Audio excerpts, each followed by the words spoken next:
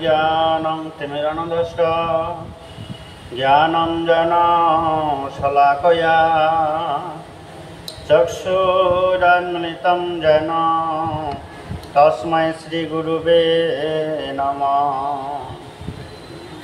बर्हापीडं नटवरवपु कर्णय कर्णिकारं बिभ्रदशकनककपिशं वैजयन्ती च माला। रन्धन वेणुर्धर सुधया पूर्णय गोपवृन्दाय वृन्दारण्यं सपदरमणं प्राविशदगीतकीर्ति।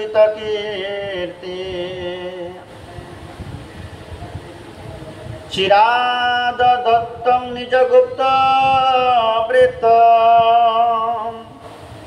सप्रेम नामामृत मधुतोदारः। आपामरञ्जो विशतार गौर कृष्ण जनेभस्तमहं प्रपद्ये। नमः श्रीकलशक्ताय जगन्नाथ सुताय च सवित्राय सपुत्राय सकलत्राय ते नमो नमः। हरे कृष्णा कृष्णा कृष्णा हरे हरे, हरे राम राम राम हरे हरे।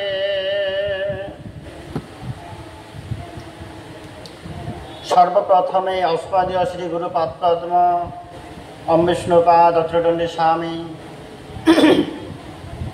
भक्ति प्रसाद मधुसूदन गुरु महाराजेर रातुल जुगल चरणे अनंत कोटि धन्यवाद प्रणाम प्रणति ज्ञापन करछि।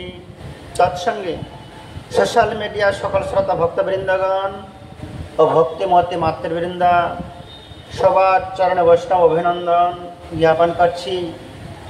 श्री श्री गुरु गौरांगेर कृपा अवलम्बने आमारा धाराबाहिक भावे गौर गुणकीर्तन श्रवण कीर्तने ब्रती हयेछि। तार अनेक दूरे अनेक लीला कथा आमारा आस्वादन करेछि। गतकालके आमारा आस्वादन करेছিলাম पितृहारा एकमात्र आदरेर दुलाल सचिनंदन तार विवाह लीला आमारा आस्वादन करेछि। বৃন্দাবন দাস ঠাকুর মহাশয় বর্ণনা করলেন যারা গৌর সুন্দরীর বিবাহ লীলা আস্বাদন করবেন, অধ্যয়ন করবেন, শ্রবণ করবেন, তাদের সংসারে ধন্যাতে ধন্য এবং কি কৃষ্ণের সংসারে রূপান্তরিত হবে। তাদের সংসারে আর জড় জগতে দুঃখ ক্লেশ আসতে পারেন না। সেই জন্য महाजनगणेर जीवन चरित कथा, महाजन व्यक्तिगणेर जीवन चरित कथा आमादेर श्रवण कीर्तन करते हैं। आपनि जे व्यक्तिर संस्पर्शे जाबेन तार कतगुलो क्रिया, तार कतगुलो स्वभाव आपनार मध्य सेगुलो प्रकाशित होबे।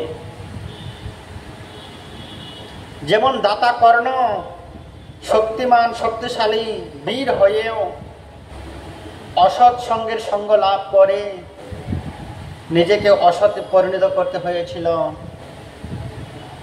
ठीक तेमनই আপনি আমি যেমন স্বভাব চরিত্রের মানুষের সঙ্গে মেলামেশা করব, ঠিক তাদেরই স্বভাবগুলো আমাদের মধ্যে প্রকাশিত হবে।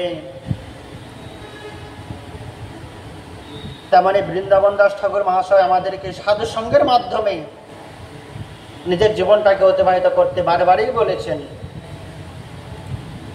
চৈতন্য মহাপ্রভুর সেই জন্যই মহাজনগণের চরিত কথা আমাদের শ্রবণ করতে হয়। গতকালকে আমরা শ্রবণ করেছি ভগবান গৌর সুন্দরের বিবাহ লীলা কথা। তিনি বিবাহ বন্ধনে আবদ্ধ হলো।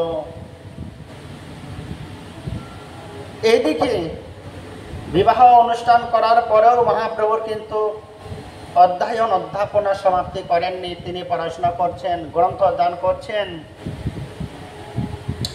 জয় জয় মহামহেশ্বর গৌরচন্দ্র বাল্যলীলা শ্রীবিদ্যা বিলাসের কেন্দ্র।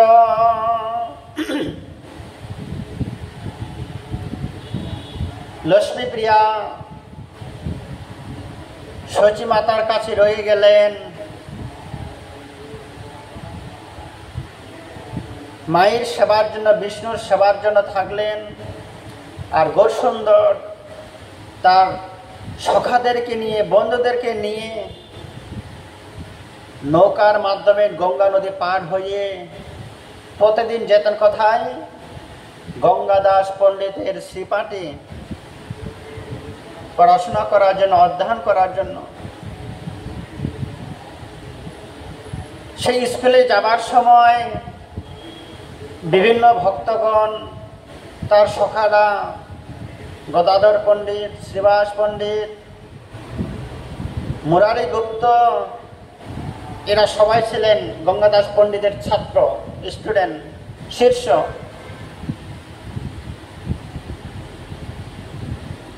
মাস্টারমশাই গুরুদেব গঙ্গাদাস পণ্ডিত বলতেন, তোমরা আজকে যাও স্কুল থেকে,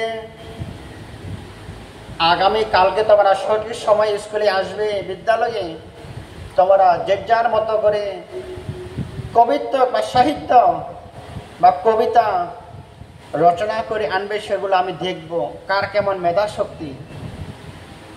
এই কথা শ্রবণে বিভিন্ন ভক্তগণ, বিভিন্ন পড়ুয়াগণ নিজের নিজের ভাব অনুসারে কবিতা রচনা করে গুরুদেবকে দেখাতেন। গুরুদেব সুপ্রসন্ন হয়ে আশীর্বাদ দিতেন, তোমরা কালে কালে সবাই পণ্ডিত হবে। একদিন সব পড়ুয়ারাই মিলে যুক্তি করলেন, নিমাই তোমার যা হাতের লিখনি, তোমার যা কবিত্ব, তোমার যা সাহিত্যিক, তোমার লেখাগুলো যদি জগতে থাকে, প্রকাশিত হয়, আমাদের লেখাগুলো কেউ আর দেখবে না, কেউ আর পড়াশোনা করবে না, চর্চা করবে না। অতএব আপনার এত সুন্দর সুন্দর লেখা, এত সাহিত্যিক, আপনার লেখাগুলো জগতে থাকলে আপনি এখনো যদি কিছু গ্রন্থ রচনা করেন, তাহলে আমাদের গ্রন্থগুলো আর কেউ পড়াশোনা করবে না। বন্ধুর ছলে, বাৎসল্য প্রেমে সখাগণ জিজ্ঞাসা করলেন মহাপ্রভুকে। মহাপ্রভু তার ভক্তদের সখাগণেরই কথা শ্রবণ করে চিন্তা করলেন, ভক্তগণের মান মর্যাদা থাকলেই তো আমার মান মর্যাদা, ভক্তগণের সুখে আমার সুখ, ভক্তগণের দুঃখে আমার দুঃখ। সেই জন্য কি করলেন? মহাপ্রভু নৌকাতে যাওয়ার পথে নিজের যতগুলো লেখনী গ্রন্থ ছিল, যতগুলো তার রাইটিং ছিল, যতগুলো কবিতা ছিল, সবগুলা এক এক করে তার পুঁথিগুলো গঙ্গার জলে ফেলে দিতে লাগলেন। দেখো বন্ধুগণ, আমার লেখা, আমার কবিতা কেউ পড়াশোনা করবে না, আমি গঙ্গার জলে বিসর্জন দিচ্ছি। তোমাদের কবিতা, তোমাদের সাহিত্যিক, আমার জীবন, তোমাদের গ্রন্থ রচনা করলে আমার গ্রন্থ হয়ে যাবে। মহাপ্রভু নিজের ভক্তদের, সখাদের মান বৃদ্ধি করার জন্য নিজের গ্রন্থগুলো জলের মধ্যে বিসর্জন করে দিলেন। সব কিছু গ্রন্থ বিসর্জন করতে দেওয়া সমাপ্তির দিকে ছোট্ট একটা গ্রন্থ, সেটাও জলে ফেলে দিচ্ছিলেন। একজন ভক্ত হাতটা ধরলেন যে, প্রভু আপনি সব ফেলে দিয়েছেন, কিছু রাখলেন না, যেটুকু অবশিষ্ট আছে এইটুকু আপনি রেখে দিন, ভক্তগণ এটা নিয়ে জীবন ধারণ করবেন। তেমনি গৌরীয় জগতে গৌরীয় ভক্তগণের মূল ধন, অনেক মহাজনের, অনেক লেখকের গ্রন্থ আমরা আস্বাদন করলেও সেই চৈতন্য মহাপ্রভুর লিখনী গ্রন্থ, একটাই গ্রন্থ, সেই গ্রন্থটা আমরা আস্বাদন করি। সেই গ্রন্থটা নিয়ে গৌরীমঠ প্রচার প্রসার শুরু করলেন। কি শ্লোক সেটা? মহাপ্রভুর গ্রন্থের মধ্যে প্রথম ছন্দ, চেত্ত দর্পণ মার্জনম ভব মহাদগ্নি নির্বাপনম শ্রেয় করব চন্দ্রিকা বিতরণম বিদ্যাবোধ জীবনম আনন্দম বজ্রপদম পতিপদম প্রণামিত সাধনম সর্বাত্মা সপরম বিজয়তে শ্রীকৃষ্ণ সংকীর্তনম। এইভাবে 8টি শ্লোক রচনা শুধু জগতে রেখে গেলেন, বাকি গ্রন্থগুলো জলের মধ্যে সমাধি করলেন। ভগবান যে এতটা উদার হতে পারে, কোন লেখক তার গ্রন্থগুলো জলের মধ্যে ফেলে দেবেন না অন্য একটা লেখকের গ্রন্থটা প্রকাশ করার জন্য। কিন্তু ভগবান করুণায় আসিলে ভবে, করুণা করিলে সবে। করুণার অবতার, করুণা করার জন্য পৃথিবীতে জন্মগ্রহণ করেছেন তিনি। তার এত উদার, এত বৈরাগ্য, নিজের গ্রন্থ জলে ফেলে দিয়ে ভক্ত গ্রন্থগুলিকে প্রকাশিত করলেন। এই মতে গুপ্ত ভাবে আছে দ্বিজরাস, অধ্যয়ন বিনা আর নাহি কোন কাজ। এত পড়াশোনা, এত অধ্যয়ন, বেদ বেদান্ত দর্শন শ্রবণ অধ্যয়ন নিয়ে সারা নবদ্বীপ ধাম ভ্রমণ করছেন। যার ঘরের ছেলে অধ্যয়ন করেন না, মহাপ্রভু তাদের কাছে গিয়ে বলতেন, আপনার সুন্দর ছেলে সন্তান কেন স্কুলে পাঠাচ্ছেন না, কেন পড়াশোনা করছেন না? শিক্ষা হচ্ছে আমাদের দিব্য চক্ষু, তৃতীয় চক্ষু আমাদের শিক্ষা। যদি শিক্ষা জ্ঞান না থাকে, আমরা জড় জগৎকে অনুভব করতে পারবো না, চিনতে পারবো না। তিনি প্রতিটা ঘরে ঘরে গিয়ে প্রতিটা সন্তানকে শিক্ষা দানের জন্য উৎসাহ দান করতেন, পড়াশোনা শেখাতেন। এবং কি সারা নবদ্বীপ ধামের পড়ুয়াগণ এবং কি পড়ুয়াগণের পিতা মাতার যারা গার্জিয়ান গুরুজন ব্যক্তি, তারাও নিমাইয়ের কাছে পড়াশোনা শিখতে আসতেন, চর্চা করতে আসতেন। তার শিক্ষা, তার দীক্ষা, তার বাচন ভঙ্গি, তার দৃষ্টিশক্তি সবার মন আকৃষ্ট করে নিয়েছিলেন। একজন যে একবার পড়তে আসবে, তার পড়াশোনা ভুলে গিয়ে একভাবে দর্শন করে শুধু নিমাই পণ্ডিতকে, তার কি সুন্দর চোখে, তার বদন কমল, তার বাচন ভঙ্গি এত সুন্দর যে ভগবান নিমাইকে দর্শন করে তার নিজের সংসারের কথা ভুলে যেতেন। পড়াশোনার সমাপ্তি, বাড়ি যেতে হবে, সময় হয়ে এসছে, বিকালবেলায় ছুটি সময় হয়ে এসছে। মহাপ্রভুকে ছেড়ে, নিমাইকে ছেড়ে কোনো ছাত্র, কোনো গুরুজন ব্যক্তি নিজের সংসারে যেতে চাইতেন না। আরও চাইতেন থাকতে। কেন? আমরা যতক্ষণ নিমাইয়ের সঙ্গে থাকবো ততক্ষণ আমরা তার বদন কমল, তার চরণ দর্শন করতে পারবো। সারা নবদ্বীপ ধামে এত পুরুষ, এত ছাত্র, এত গুরুজন ব্যক্তি, এত শিক্ষক রয়েছে, কিন্তু নিমাই পণ্ডিতের মতো আকর্ষণ, মায়ায় মোহিত করে রাখার মতো পুরুষ কেউ নেই। তিনি সবাইকে রূপের দর্শনে মোহিত করে রেখেছেন। পুরো নবদ্বীপবাসীকে সবার মন আকৃষ্ট করে রেখেছিলেন। এই আকৃষ্ট হয়েও সেই সময় কতিপয় কিছু কিছু বৈষ্ণব ভগবানের সাধন ভজন করতেন গোপন ভাবে। তারা নিমাইকে বুঝাতে গেলেন, নিমাই, তোমার রূপ গুণ দর্শন করে আমরা মোহিত হয়ে যাই। এরকম রূপ যৌবন নিয়ে, এরকম দেহটা অপ্রাকৃত দেহ লাভ করে শুধু পড়াশোনা করে, অধ্যাপনা করে জীবনটাকে, সময়টাকে নষ্ট করে দিলে তো হবে না। নিমাই, হরিভজন করতে হবে, ভগবানের নাম গুণকীর্তন করতে হবে। শুধু পড়াশোনা করলে তো হবে না। কেননা জন্ম লভেছে কৃষ্ণ ভক্তি করিবারে। আমরা সবাই জন্মগ্রহণ করেছি কৃষ্ণের ভজন করার জন্য। এখনো নিমাইকে কেউ চিনতে পারেনি, প্রকাশ করেননি। তো ভক্তগণ বুঝাচ্ছেন, নিমাই তুমি হরিভজন করো। হরিভজন ছাড়া জগতে জীবের কোনো গতি নাই, নাই, নাই। নিমাই মনে মনে চিন্তা করছেন, তোমরা আমাকে চিনতে পারো নাই। এমন একদিন সময় আসবে, আমি এমন বড় ভক্ত হয়ে যাব, সারা জগৎ আমাকে দর্শন করতে আসবে, ভক্ত ভাব দর্শন করতে। কি বলছেন? নদিয়ার বৈষ্ণবগণ দুঃখ করতেন, নিমাই দিব্য লাবণ্য রূপ লাভ করেও তুমি হরিভজন করছো না, তোমাকে দেখে এটা আমাকে খুব দুঃখ হচ্ছে। হেন দিব্য শরীরে না হয় কৃষ্ণ রস, কি করিবে বিদ্যায় হইলে কালব। যেদিন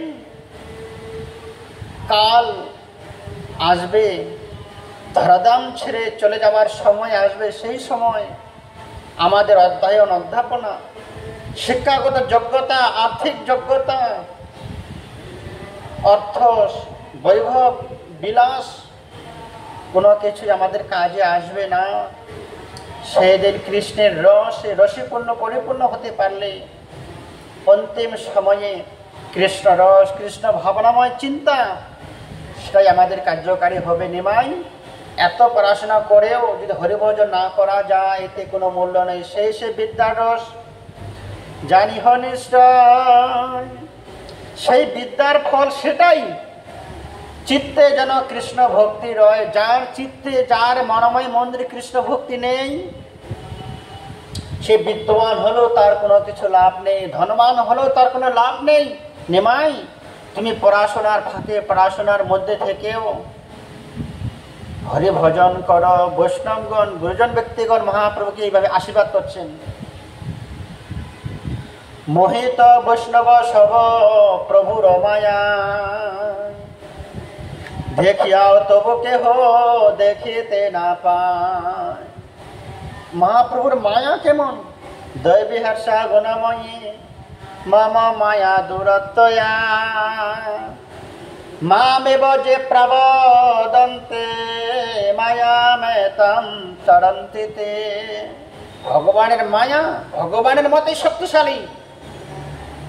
ভগবানের করুণা ছাড়া, ভগবানের কৃপা ছাড়া ভগবানের মায়াকে আমরা অতিক্রম করতে পারবো না। আজকে সে নবদ্বীপের বৈষ্ণবগণকে মায়ায় গ্রাস করে রেখেছে। কোন মায়া? যোগ মায়া। তারা চোখের সামনে পরম পুরুষোত্তম ভগবান শ্রীকৃষ্ণকে চৈতন্য মহাপ্রভু নিমাই রূপে দর্শন করেও অনুভব করতে পারছেন না। কাদের সঙ্গে কথা বলছি আমরা? কাকে উপদেশ দিচ্ছি?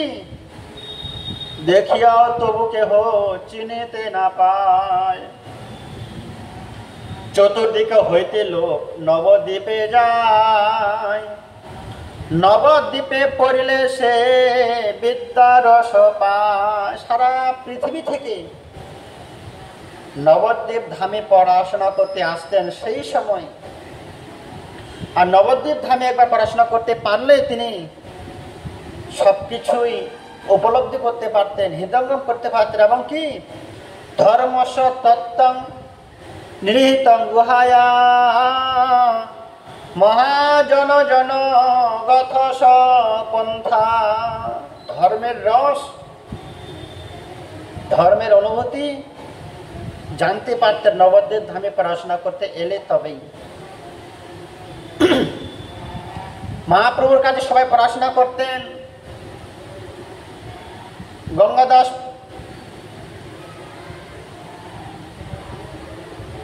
गंगादास पंडितेर निकट থেকে পড়াশোনা প্রভুজি पंखा ऑफ कीजिए प्लीज। Thank you. সকাল থেকে বিকাল পর্যন্ত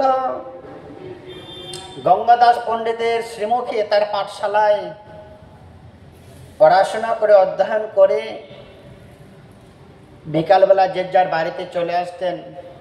ক্ষণিক সময় মাত্র লাভ করে কিছু সেবা গ্রহণ করে সব পরিবারে আবার ছুটে আসতেন মহাপ্রভুর নিকটে। কেন? ছাড়তে চায় না মন। সকালবেলায় গঙ্গাদাস পণ্ডিতের নিকটে পড়াশোনা, আর প্রতিদিন বিকালবেলায় গঙ্গার ধারে বসে, গঙ্গার কিনারে নিমাইয়ের কাছে আবার গ্রন্থ চর্চা, গ্রন্থ অধ্যয়ন। কেন? গ্রন্থ পড়তে, পড়াশোনা করতে এলে আমরা অনেকক্ষণ নিমাইকে দর্শন করতে পারবো। প্রতিদিন বিকালবেলা হলেই নিমাই সব পড়ুয়াদেরকে নিয়ে এবং পড়ুয়াদের যারা গার্জিয়ান, যারা গুরুজন ব্যক্তি, তাদেরকে নিয়ে কোথায় যেতেন? গঙ্গার ধারে অদ্বৈত ভবনে অদ্বৈত প্রভুর আলয়ে যেতেন। চলো সবাই আমরা আমার গুরুতুল্য গুরুবর্গ নিমাই সদা সর্বদাই অদ্বৈত প্রভুকে গুরু জ্ঞানী প্রণাম করিতেন। অদ্বৈত প্রভুর সবাই নিয়ে আসিতেন, আমরা চলো সবাই গুরুদেবের শ্রীমুখে আমরা ভগবত কথা শ্রবণ করব। নিমাই সদা সর্বক্ষণ অদ্বৈত প্রভুর চরণ ধুলি গ্রহণ করতেন, চরণ স্পর্শ করে প্রণাম করিতেন। এটাই ছিল সব থেকে বড় দুঃখ অদ্বৈত প্রভুর। হে নিমাই, আমি তোমাকে চিনি, তোমাকে জানি, তুমি গোলকপতি ভগবান মহাবিষ্ণু। তুমি আজকে শিশুরূপে জন্মগ্রহণ করে তুমি আমার চরণ ধুলি নিচ্ছ। আমি তোমার চরণ ধুলি গ্রহণ করার ব্যক্তি, কিন্তু পারি না নিতে। মহাপ্রভু সেই সুযোগটুকু দেন না।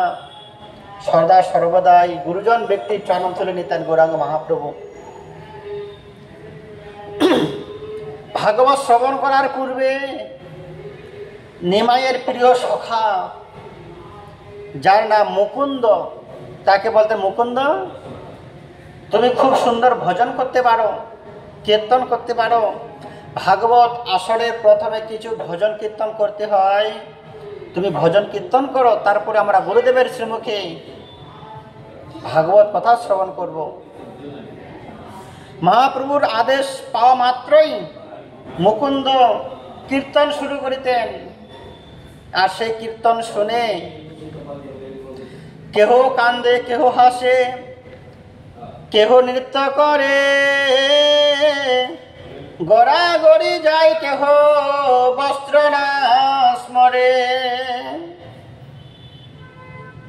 মুকুন্দের মুখে ভজন কীর্তন শ্রবণ করে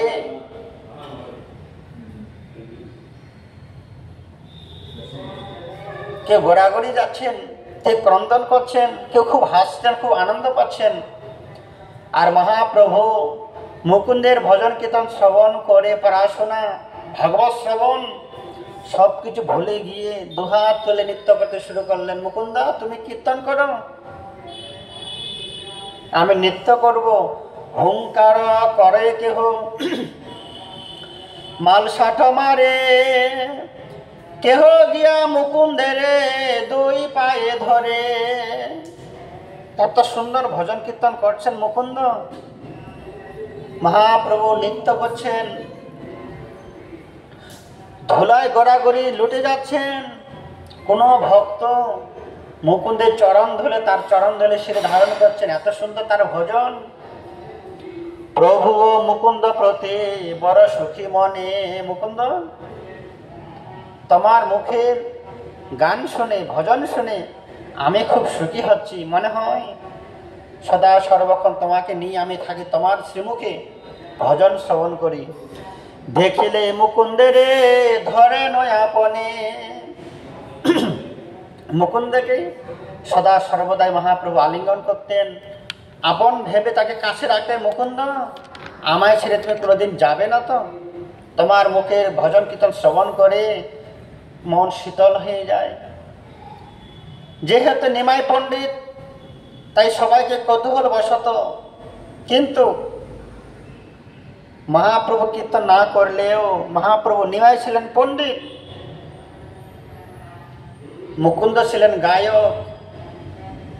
যেহেতু নিমাই পণ্ডিত বলে খ্যাত হয়েছে, সেই জন্য নাম সংকীর্তনের পরে ক্লান্ত দূর করে বিশ্রাম করার পরে গুরুর শ্রীমুখে ভাগবত কথা শ্রবণ করে নিমাই পণ্ডিত আবার সবাইকে জিজ্ঞাসা করতেন, বলো তো আজকে আমাদের গুরুদেব অদ্বৈত প্রভু কি শ্রবণ করিয়েছিলেন? সকালবেলায় গুরুগৃহে, বিদ্যালয়ে, পাঠশালায় গঙ্গাদাস পণ্ডিত আমাদের কি শিখিয়েছিলেন? নিমাই পণ্ডিত সবাইকে একে করে জিজ্ঞাসা করতেন। আর যদি উত্তর দিতে না পারতেন, তাদেরকে খুব ভালোভাবে লজ্জা দিতেন। গুরুদেবের পাঠশালায় আমরা পড়াশোনা শিখতে গিয়েছিলাম, সেটা যদি সম্পূর্ণভাবে আমরা অধ্যয়ন করতে না পারি, কি লাভ আমাদের পড়াশোনা করতে যাবার? সবাইকে জিজ্ঞাসা করতেন যে যতটুকু গুরুদেবের শিক্ষণীয় বাক্য বলতে পারতেন, তাকে পরাস্ত করে নিমাই নতুন করে ব্যাখ্যা দিয়ে সেই গুরুদেবের দেওয়া বস্তুটা, গুরুদেবের দেওয়া শিক্ষাটা নতুন করে প্রচার প্রসার করতেন বন্ধুগণের মধ্যে, পড়ুয়াগণের মধ্যে থেকে। সবাই বলেতেন, নিমাই তুমি এত সুন্দর পড়াশোনা করো, আমরা তোমার কাছে হেরে যাচ্ছি। গুরুজন ব্যক্তি হয়ে, বয়সে বড় হয়ে তোমার অনেক শিক্ষা দীক্ষা লাভ হয়েছে, নিমাই তুমি এবারে পড়াশোনা বন্ধ করো, বন্ধ করে হরিভজন করো। হরিভজন ছাড়া জীবের কোনো গতি নাই। যখন নিমাই কাউকে পেতেন, তাকে পড়াশোনা শিক্ষা দিয়ে প্রশ্ন উত্তর দিয়ে পরাস্ত করতেন, আর পরাস্ত হয়ে গেলে তার আবার নতুন করে মহাপ্রভুকে প্রশ্ন করতেন, তুমি হরিভজন করো না, এত পড়াশোনা করে কি লাভ? শিক্ষায় দীক্ষায় পরাস্ত করতেন পড়ুয়াদেরকে, পড়ুয়ারা পরাস্ত করতেন মহাপ্রভুকে, তুমি হরিভজন করছো না বলে। কি সুন্দর বাল্য লীলা, কি সুন্দর সখ্য ভাব, বাৎসল্যতা। কেন? তারাই তো ব্রজের সখা, শ্রীদাম সুদাম দাম বসুদাম তারাই ছিল। একবার খেলার মধ্যে কৃষ্ণ হেরে গেলে সখারা কৃষ্ণের কাঁধে বসতেন, অন্য সময় সখারা হেরে গেলে কৃষ্ণ তাদের কাঁধে বসতেন। সেই ব্রজের লীলা নবদ্বীপ ধামে নতুন করে প্রকাশিত হচ্ছে বিদ্যা রসের মাধ্যমে। আজকে মহাপ্রভু ভক্তদের নিয়ে বিদ্যা রসে মগ্ন হয়ে আছেন। তখন মহাপ্রভু ভাবিতেন, তোমরা সবাই আমাকে হরিভজন করার উপদেশ দিচ্ছেন, তোমরা আমাকে চিনতে পারোনি, প্রকাশিত করিনি এখনো। হাসি বলে, প্রভু আগে পর কতদিন, তবে সে দেখিবা মোর বৈষ্ণবের চিন। মহাপ্রভু চিন্তা করতেন, সকল গ্রামবাসীগণ আমাকে হরিভজন করার উপদেশ দিচ্ছে, সত্যি সত্যি আমি এমন একদিন হরিভজন করব, সেদিন তোমরা আমাকে দেখবে, আমি বৈষ্ণব শিরোমণি হয়ে যাব। এমন বৈষ্ণব হোমময় দেখব সংসারে, অজ ভব আসিবে কয় আমার দুয়ারে। আমি এমন একদিন এমন বৈষ্ণব হব, অজ ভব দেবতারা, ব্রহ্মা, শিব ঠাকুর, তারা সবাই আমাকে দর্শন করতে আসবে। আমারে দেখিয়া এবে যে সব পলায়, তাহারাও যেন মরে গুণ কীর্তি গায়। কিছু কিছু মানুষকে মহাপ্রভু বুঝাতে পারতেন না, মহাপ্রভুর কাছে আসতেন না। তুমি পড়াশোনা কেন করবে না, ব্যাকরণ কেন পড়াশোনা করবে না, অধ্যয়ন কেন করবেন না? মহাপ্রভু তাদেরকে শিক্ষা দিতে গেলে কিছু কিছু নাস্তিক মানুষ, তার্কিক মানুষ মহাপ্রভুর কাছে আসতেন না। মহাপ্রভু দুঃখ করতেন, আমার কাছে একবার আসতে পারলে, আমাকে দর্শন করলে তোমাদের মানব জন্ম ধন্য হয়ে যাবে। এত দুর্লভ সুযোগ লাভ করেও কিছু কিছু মানুষ আমার কাছে আসছেন না। আমি তাদের কাছে গেলেও তারা মুখ ঘুরিয়ে নিয়ে অন্যত্র চলে যায়। আমি একদিন এমন বৈষ্ণব হব, সেদিন তোমরা আমার গুণকীর্তন করবে। এই মতো রঙ্গ করে বিশ্বম্ভর রায়, কে তানে জানিতে পারে যদি না জানায়। বৃন্দাবন দাস ঠাকুর মহাশয় বর্ণনা করছেন, এত সুন্দর বাল্য লীলায় অবস্থান করছেন নিমাই বিশ্বম্ভর। নিজেকে এখনো প্রকাশিত করেননি। যদি নিজেকে প্রকাশিত না করেন, কারো সামর্থ্য নেই তাকে দর্শন করার, তাকে অনুভব করার, তাকে চিনার। তিনি তো বাল্য রসে, বিদ্যা রসে মগ্ন হয়ে আছে ভক্তগণের সঙ্গে। কে তানে জানিতে পারে যদি না জানায়। ভগবানের ইচ্ছা না হলে ভগবানকে জানা যায় না। ঠিক তেমন সূর্যদেব যদি পূর্ব দিকে উদয় না হয়, আমাদের নিজের ইচ্ছায়, নিজের ক্ষমতার বলে সূর্যদেবকে আমরা দর্শন করতে পারবো না। সূর্যের কৃপায়, সূর্যেরই করুণা আমরা সূর্যদেবকে দর্শন করতে পারবো। কখনো সবকিছু বৈষ্ণব উচ্চস্বরে নাম সংকীর্তন করতেন, মহাপ্রভু এখনো আরম্ভ করেননি। সেই সময় যেগুলো ভক্ত ছিল ধীরে ধীরে উচ্চস্বরে নাম সংকীর্তন করিতেন, সাধন ভজন করিতেন, কিন্তু মহাপ্রভু এখনো হরিভজন নাম সংকীর্তন শুরু করেননি। কারা করছিলেন? শ্রীবাস পণ্ডিত চারি ভাইরা লাগিয়া, নিদ্রা নাহি যাই ভাই ভজন করিয়া। দেখুন, চিরস্থায়ী অনাদিকাল ধরে সত্যের উপরে প্রেসার, সত্যের উপরে তাচ্ছিল্য, অত্যাচার, লাঞ্ছিত, বঞ্চনা হতে হয়েছিল। নেমাই তখন ছোট্ট, শ্রীবাস পণ্ডিতেরা চার ভাই, অদ্বৈত প্রভু অল্প সময় কিছু ভক্ত সেই সময় নগর সংকীর্তন করিতেন, হরিভজন করিতেন, নামযজ্ঞ অনুষ্ঠানের আয়োজন করিতেন। সেই সময়ও এটাই ছিল, নাস্তিক মানুষগুলো যারা হরিভজন করে না তারা তাদের উপর অত্যাচার করিতেন। এই শ্রীবাস পণ্ডিতেরা চার ভাই মিলে নাম সংকীর্তন করে উচ্চ স্বরে। এদের জন্য আমরা রাত্রে ঘুমাতে পারি না। তারা লজ্জা দিতেন, অপমান করিতেন। শ্রীবাস, প্রতি রাত্রে রাত্রে তোমরা চার ভাই মিলে শ্রীবাস অঙ্গনে উচ্চ স্বরে নাম সংকীর্তন করার কোনো দরকার আছে? ধীরে ধীরে বলিলে কি পূর্ণ নাহি হয়? ধীরে ধীরে কি তোমরা হরিনাম করতে পারো না? তোমরা হরিনাম করবে, করো। তোমরা আমাদের ঘুমে ডিস্টার্ব করছো কেন? রাত্রে আমরা নিদ্রা যেতে পারি না। জোরে জোরে উচ্চ স্বরে তোমরা হরিনাম করো কেন? তোমরা জোরে হরিনাম করবে না। ধীরে ধীরে কৃষ্ণ বলিলে কি পূর্ণ নহে? নাচিলে গাইলে ডাক ছাড়িলে কি হয়? জোরে জোরে নৃত্য করলে, ডাক দিলে, চিৎকার করলে কি ভগবান বেশ সন্তুষ্ট হয়? এইভাবে পাপিষ্ঠ ব্যক্তিগণ, নাস্তিক ব্যক্তিগণ মন্দ ভাষায় গালাগালি দিয়ে অপমান করে চলে যেতেন।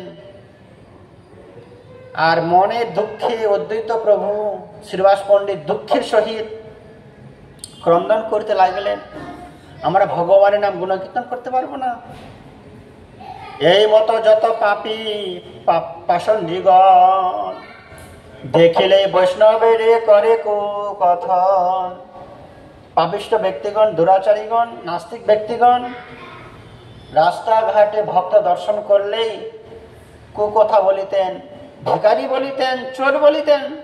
এরা খেতে পাচ্ছে না বলে খিদের জ্বালায় উচ্চস্বরে কীর্তন করছে। এইসব শুনিয়া বৈষ্ণবগণ মহা দুঃখে কাঁদিতে লাগলেন। আবার বলিতে লাগলে, হে দুঃখ গৌরচন্দ্র দূর করো। সবাই অভিযোগ করিতেন, প্রভু কৃষ্ণ নাম সংকীর্তনের জন্যই তো তোমার প্রচার, তোমার জন্ম। এরকম দুঃখ দুর্দশা তুমি দূর করো, আমরা হরিভজন করতে পারছি না নবদ্বীপ ধামে অবস্থান করে।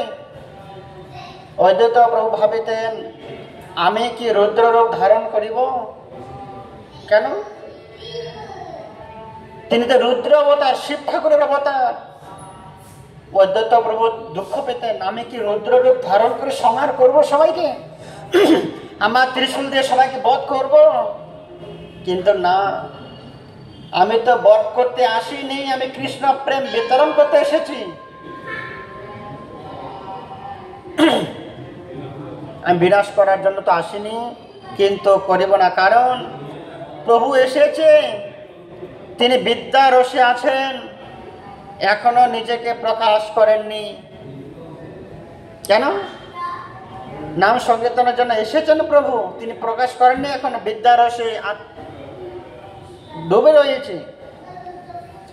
হেন কালে নবদ্বীপে শ্রী ঈশ্বরপুরী আইলেন অতি অলক শীতে বেশ ধরি।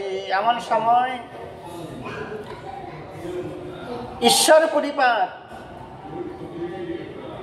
মাধবেন্দ্র পুরী শীর্ষ ঈশ্বরপুরী তিনি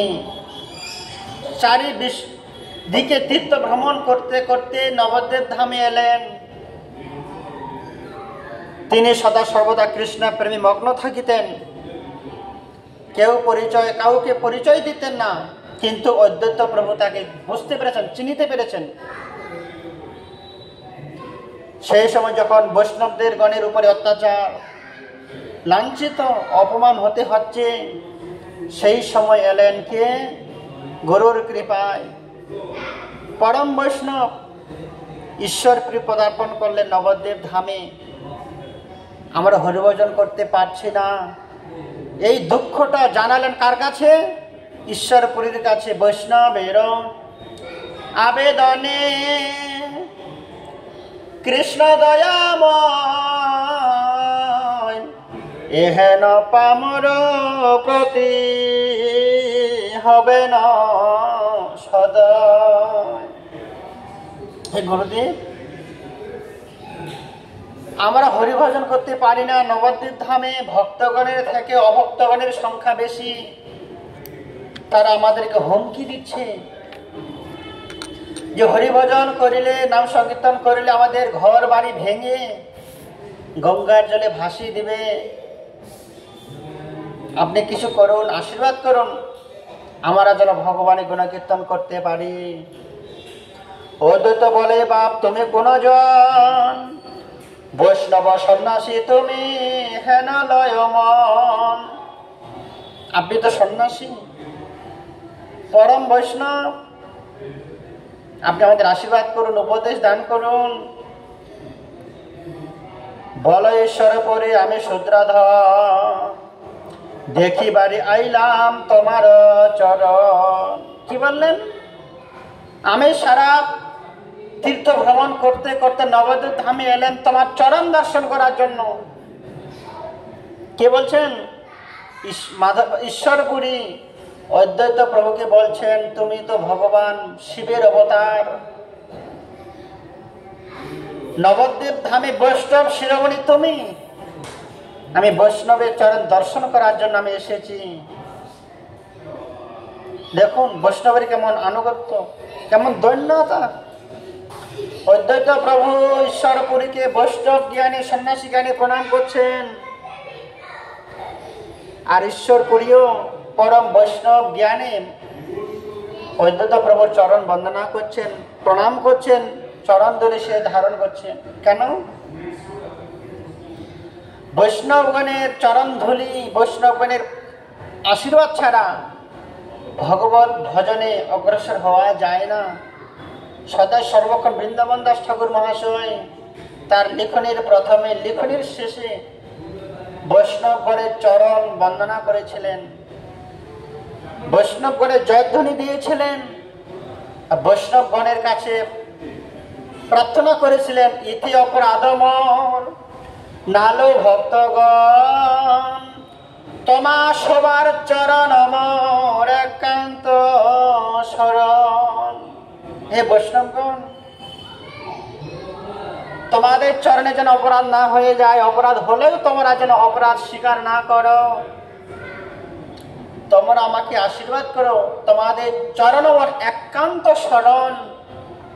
অতএব জানতে অজান্তে কোনো অপরাধ হলে হে ভক্তগণ তোমরা অপরাধ গ্রহণ করে নেবে না, অপরাধটাকে ফেলে দিয়ে আমাকে আশীর্বাদ করবেন। ইতি অপরাধ মোর না লও ভক্তগণ, অপরাধ আমি করতে পারি, অজান্ত অপরাধ হলে হতেও পারে, কিন্তু হে ভক্তগণ তোমরা আমার অপরাধ গ্রহণ করবে না।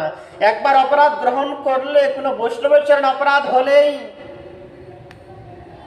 যেমন হাতির মাথা ফুল বাগানে যায়, পুরো ফুল বাগানটা সমাপ্তি করে দেয়, ঠিক তেমনই বিন্দু মাত্র বৈষ্ণব অপরাধ হলে হাতির মতো শক্তিমান হয়ে যাবে অপরাধ।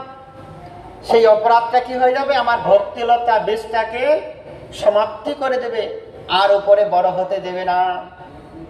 এইভাবে বৃন্দাবন দাস ঠাকুর মহাশয় বর্ণনা করেছেন তার লিখনী গ্রন্থে। আমরা ধারাবাহিকভাবে আস্বাদন করব। ঈশ্বরপুরীর সঙ্গে কিছু কথোপকথন হবে অদ্বৈত প্রভুর, এবং কি কিছুক্ষণ পরে নিমাই আসবেন ঈশ্বরপুরীর চরণ আশ্রয় করার জন্য। নিমাইয়ের সঙ্গে ঈশ্বরপুরীর কিছু কথোপকথন হবে, সেটা আমরা আগামীকাল শ্রবণ করব। আজকে এই গৌর কথা গৌরবাণী এখানে বিশ্রাম। বাঞ্ছা কল্পতরুভ্যশ্চ কৃপা সিন্ধু ভয়েবচ পতিতানাং পাবনেভ্যো বৈষ্ণবেভ্যো নমো নমো। পুনরায় সোশ্যাল মিডিয়ার সকল ভক্তবৃন্দের শ্রীচরণ বন্দনা করে এখানে বিশ্রাম নিচ্ছে আজকে। আপনাদের অসংখ্য ধন্যবাদ। শ্রবণ করবেন, শেয়ার করে দেবেন। যদি নতুন হয়ে থাকেন, আপনি যদি আমার এই ভাগবত পাঠ গৌর গোবিন্দের কথা শ্রবণ করেন, চৈতন্য বার্তা ইউটিউব চ্যানেল সাবস্ক্রাইব করে রাখবে, যাতে প্রতিটা কথা, প্রতিটা ভিডিও, প্রতিটা প্রবচন আপনাদের কাছে পৌঁছাতে পারি। কেননা আপনাদের গ্রন্থ কিনে গ্রন্থ পড়ার সময় খুবই কম। কাজের মধ্যে থেকেও, কর্মের মধ্যে থেকেও যদি ভগবানের দুটো কথা আপনারা শ্রবণ করতে পারেন, এটাই আমার অভিলাষ, এটাই আমার প্রয়াস। হরে কৃষ্ণ।